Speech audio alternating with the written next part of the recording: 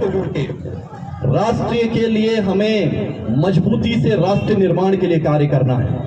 उस लेवल तक करना है कि जो 19वीं शताब्दी थी वह यूके की थी, 20वीं शताब्दी जो थी वो अमेरिका की थी, 21वीं शताब्दी भारत की है। और हमें हर चीज भुला के सिर्फ और सिर्फ इस धारणा के साथ इस मंजिल को प्राप्त करने के लिए पूरे समाज को कार्य करने की आवश्यकता है कि हम भारत को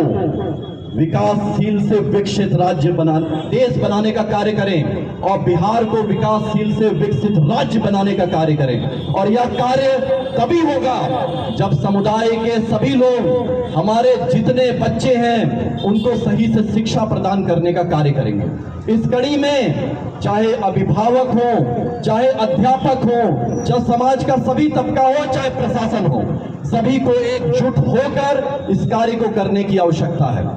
अगला अध्याय,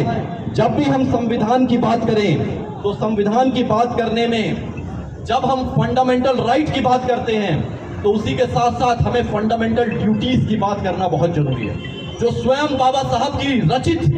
कहानी है ये पूरी। और इसलिए आज की जन्मतिथि पे हम सभी को इसको पढ़ने की आवश्यकता बहुत ज्यादा है। भारत के संविधान का आर्टिकल 51A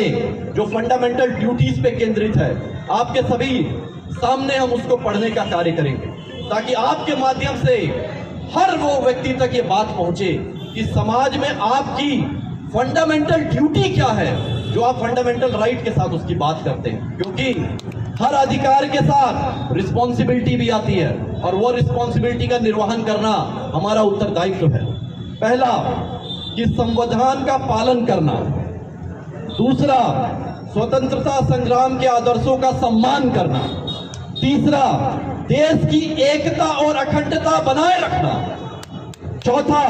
देश की रक्षा करना, पांचवा सदैव सद्भाव और भाईचारा बढ़ाना, छठा महिलाओं के सम्मान की रक्षा करना, सातवां पर्यावरण की रक्षा